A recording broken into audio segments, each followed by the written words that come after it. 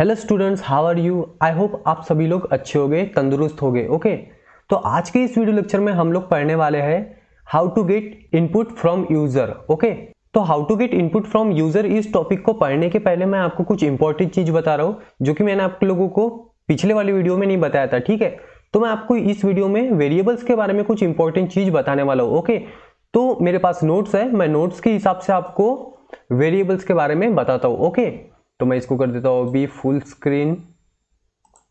Okay, तो देखो ये कुछ इंपॉर्टेंट चीजें वेरिएबल से रिलेटेड जो कि आपको पता होनी चाहिए। ओके, तो मैंने जैसा कि कल बताया था कि a variable is a container to hold data.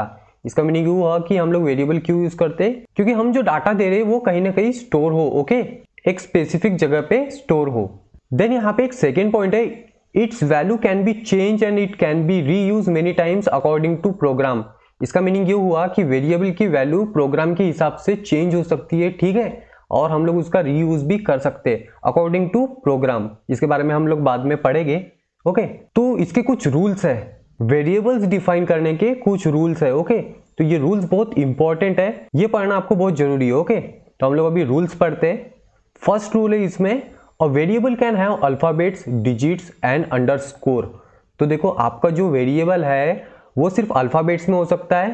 ठीक है, अल्फाबेट्स के साथ में डिजिट्स और अंडरस्कोर, ये जो स्पेशल सिंबल है अंडरस्कोर, इसका हम लोग यूज कर सकते हैं वेरिएबल्स में। ओके, देन सेकंड पॉइंट है इसका, अ variable name can start with the alphabet and underscore. तो देखो आपका जो वेरिएबल है, हम जो वेरिएबल डिक्लेयर करेंगे वो वेरिएबल सिर्फ अल्फाबेट या फिर अंडरस्कोर इसी से स्टार्ट होना चाहिए। Okay, it can't start with a digit, तो डिजिट से हम लोग वेरिएबल को स्टार्ट नहीं कर सकते। ओके, तो ये चीज बहुत इंपॉर्टेंट है। आप लोग जब भी वेरिएबल बनाओगे तो अल्फाबेट से ही स्टार्ट होना चाहिए या फिर अंडरस्कोर से, और डिजिट से स्टार्ट होना चाहिए क्या, नहीं। ओके, और याद रखो कि हम लोगों को स्मॉल लेटर में ही टाइप करना है। ओके, ये चीज भी बहुत इंपॉर्टेंट है। Then third point, no white space is allowed within the variable name. इसका मीनिंग ये हुआ कि आप लोग वेरिएबल को अलग अलग नहीं बांट सकते। ओके, मीन्स पहले एक वेरिएबल का नाम लिखे फिर स्पेस देके उसी वेरिएबल का अलग से नाम लिखे, ऐसा आप लोग नहीं कर सकते। आपका वेरिएबल जो है वो सिंगल वर्ड में होना चाहिए। Okay, then fourth point, a variable name must not be any reserve word. Okay, ये वर्ड है और कीवर्ड। तो इसका मीनिंग ये हुआ कि आपका जो वेरिएबल है वो कोई रिजर्व वर्ड नहीं होना चाहिए, जो आपके प्रोग्रामिंग में जैसे इंटीजर हो गया, फ्लोट हो गया, ये जो डेटा टाइप है। ओके, और भी बहुत सारी चीजें हैं, फंक्शन वगैरह का जो स्पेशल नेम होते हैं उसका आप लोग वेरिएबल के नेम में यूज नहीं कर सकते। ओके, तो इस चीज को भी ध्यान रखना होगा। देन आफ्टर मैं आपको कुछ इंपॉर्टेंट चीज बता रहा हूँ इससे और रिलेटेड, इतने ही रूल्स है। ओके, तो देखो ये कुछ मैंने एग्जांपल दिया हूँ, जैसे वैलिड वेरिएबल्स और इनवैलिड वेरिएबल्स। तो हम लोग INT और अंडरस्कोर, ये जो INT ये डेटा टाइप है। ओके, हम लोगों ने कल देखे थे, इसके बारे में हम और डीप लेक्चर लेने वाले। तो देखो अंडरस्कोर का भी यूज कर सकते हैं और अल्फाबेट के नाम के बाद में हम लोग डिजिट का यूज कर सकते हैं। ओके, बट यहाँ पे देखो इनवैलिड वेरिएबल्स जैसे A स्पेस दिया और फिर B दिया, ठीक है, तो ये गलत हो गया, ये गलत हो गया है। देन आफ्टर हमने 4 लिखे पहले और फिर A लिखे, ये भी गलत हो गया। और ये फ्लोट जो है, ये फ्लोट एक डेटा टाइप है, रिजर्व वर्ड है, तो हम लोग इसको वेरिएबल में यूज नहीं कर सकते। ओके, तो देखो वेरिएबल डिक्लेयर करने का एक सिंटैक्स, ये सिंटैक्स है। ओके, सिंटैक्स क्या होता है अभी हम लोग देखेंगे। तो सिंटैक्स है वेरिएबल कैसे हम लोग डिक्लेयर कर सकते हैं। तो सबसे पहले आप लोगों को डेटा टाइप लिखना होगा। ओके, तो आप लोग वेरिएबल में कौन सा डेटा देने वाले हो उसका आपको डेटा टाइप लिखना होगा। देन आप लोग वेरिएबल लिख सकते हो, और हम लोग वेरिएबल यहाँ पे बहुत सारे लिख सकते हैं। ठीक है, अलग अलग हम लोग वेरिएबल वहाँ पे दे सकते हैं, बट कंडीशन है कि आपको उसको कॉमा से सेपरेट करना होगा। ओके, जैसे मैंने यहाँ पे लिखा INT, फिर A लिखा, फिर कॉमा देके फिर B, फिर C, फिर D, ऐसे हम लोग लिख सकते हैं। ओके, और वेरिएबल के नाम आप लोग ज्वाइन करके भी लिख सकते हो, जैसे मैं लिख रहा हूँ ABC, जैसे ये देखो मैं सिंगल वर्ड का यूज मीन्स सिंगल अल्फाबेट का यूज नहीं, आप लोग जैसे एक नाम दे सकते हो। ओके, वेरिएबल को जैसे ABC दिया हूं मैंने। ओके, तो जैसे अगर मेरे को नंबर 1 देना है तो मैं नंबर 1 भी दे सकता हूं। तो ये हो गया आपका syntax of declaring the variables. अब बहुत सारे लोग मुझे पूछेंगे कि सिंटैक्स का मीनिंग क्या होता है। हम लोगों ने पहली बार नाम सुने सिंटैक्स।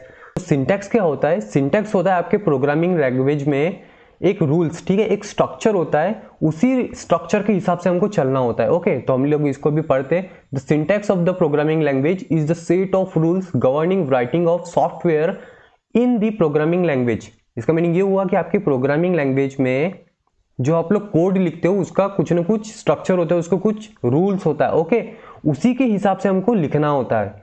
तो इस तरीके से आप लोग लिखोगे। अब आप ऐसा तो नहीं लिख सकते कि पहले वेरिएबल का नाम दे दोगे और देन उसके बाद में आप लोग डेटा टाइप दोगे, ठीक है, तो ये गलत हो जाएगा।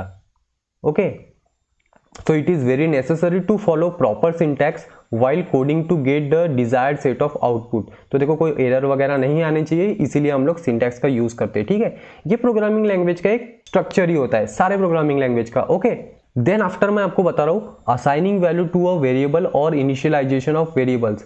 वेरिएबल को इनिशियलाइज कैसे करें, मींस वेरिएबल को वैल्यू कैसे दे। Okay, so we can initialize a variable at compile time and also at run time. Okay, तो हम लोगों ने अभी जो इसके पहले एक प्रोग्राम देखे थे, 2 नंबर का एडिशन किए थे, उसमें हम लोगों ने कंपाइल टाइम इनिशियलाइजेशन किए थे। ओके, हम लोगों ने a लिखे थे और इक्वल्स टू 4 लिखे थे, मींस हमने प्रोग्राम को कंपाइल करने के पहले ही क्या कर दिए थे, वैल्यू दे दिए थे। ओके, बट अभी हम लोगों को क्या करना है, रन करने के बाद में वैल्यू देना है। ओके, तो वही हम लोग आज देखने वाले, how to get input from user. Okay, so देखो कंपाइल टाइम इनिशियलाइजेशन हम लोगों ने जो कल देखे थे INT लिखे थे और फिर a इक्वल्स टू 4, तो ये होता है आपका कंपाइल टाइम इनिशियलाइजेशन। अभी रन टाइम इनिशियलाइजेशन के लिए हम लोग डायरेक्ट जाते हैं टर्बो C++ में और वहां पे एग्जांपल के थ्रू हम लोग डिस्कस करते हैं। ओके, सो अभी हम लोग देखते हैं कि हम लोग रन टाइम पे कैसे इनपुट दे सकते हैं। ओके, तो सबसे पहले हम लोग अपना कोड टाइप करना स्टार्ट करते हैं।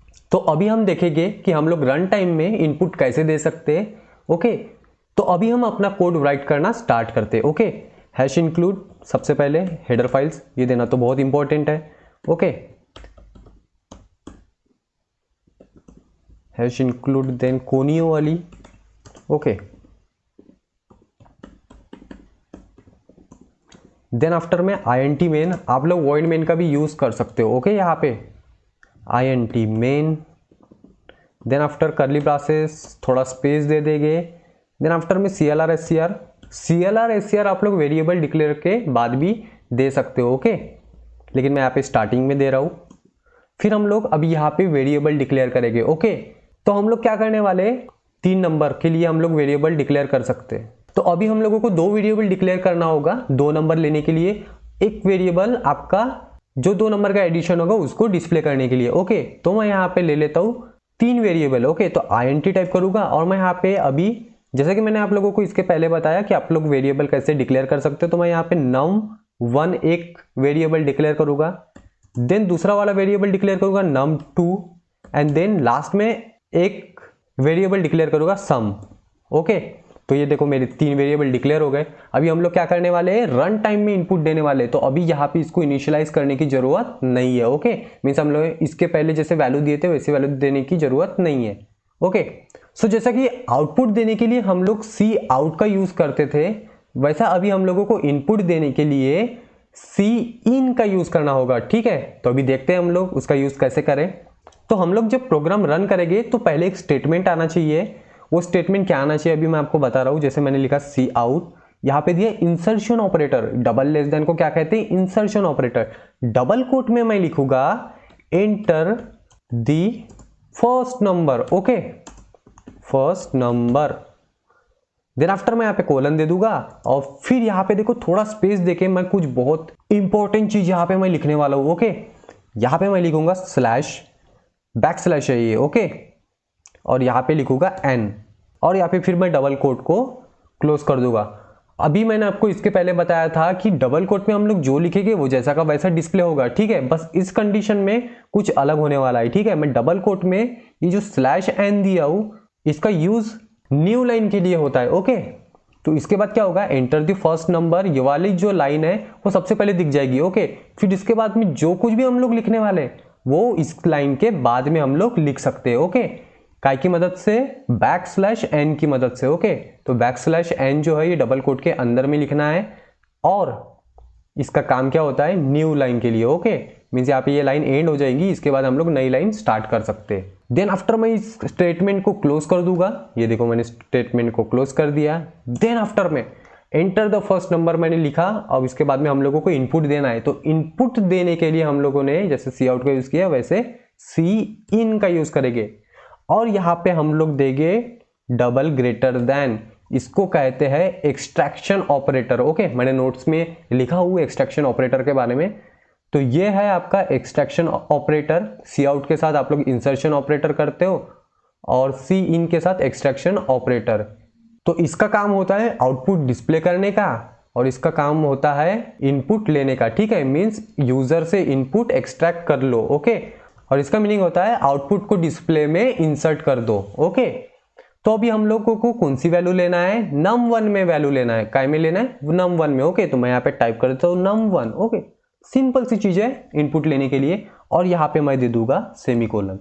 बस इतना ही। सी इन लिखो, एक्सट्रैक्शन ऑपरेटर दो और यहाँ पे लिख दो num1।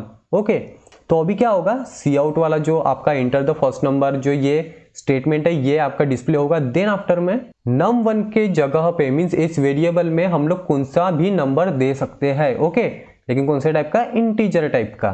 देन आफ्टर मैं यहाँ पे टाइप करता हूँ सी आउट और यहाँ पे इंसर्शन ऑपरेटर, और यहाँ पे लिखूंगा अभी enter the second number. Okay, second number, वैसा ही कोलन दूंगा और यहाँ पे दे दूंगा न्यू लाइन के लिए। ओके, फिर डबल कोट से क्लोज और फिर सेमीकोलन। देन आफ्टर मैं यहाँ पे फिर से लिखूंगा cin. Okay, extraction operator, then num2 और यहाँ पे सेमीकोलन। तो ये स्टेटमेंट भी आपका पहले स्टेटमेंट जैसा ही काम करेगा।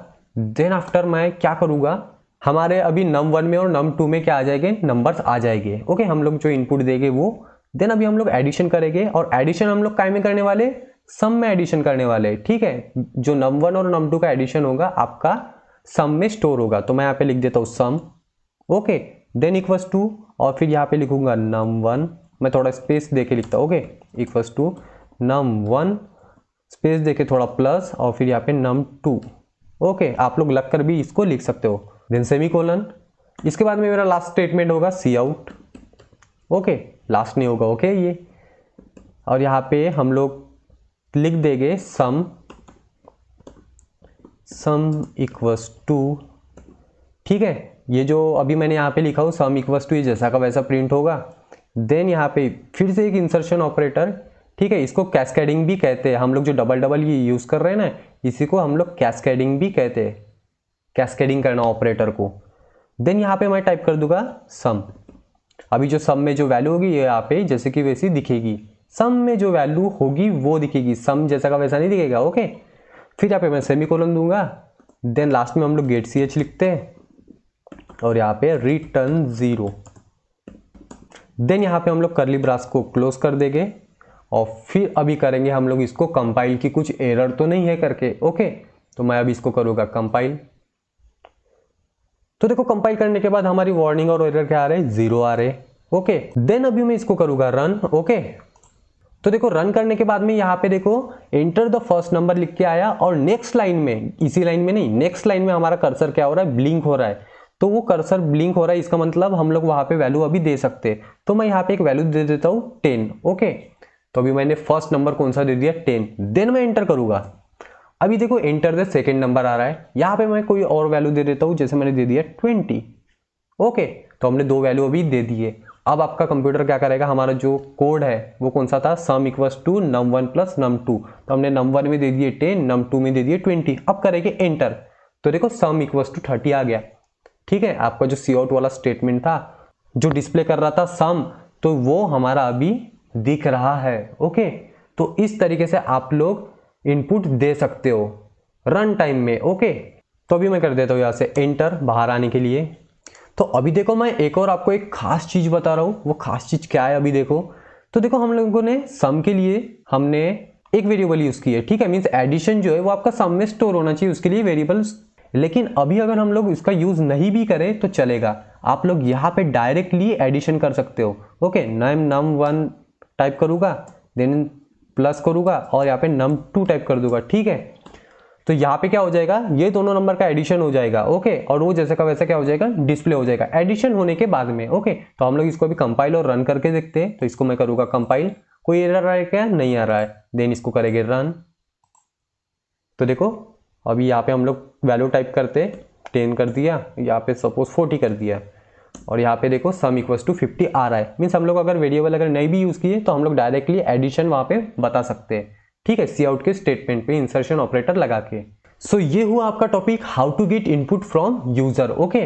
तो आप लोग इस तरीके से रन टाइम में क्या कर सकते हो, इनपुट दे सकते हो। आई होप आपको समझ में आ गया होगा। अगर आप लोगों को कुछ कंफ्यूजन है तो आप लोग मुझे पूछ सकते हो, ओके। और डिस्क्रिप्शन में मैंने आपको नोट्स की लिंक भी दिया हूँ, आप लोग वहां से नोट्स को डाउनलोड कर सकते हो, ओके। सो स्टॉप करते हैं यहाँ पे, मिलते हैं नेक्स्ट वीडियो में, तब तक के लिए take care and bye bye.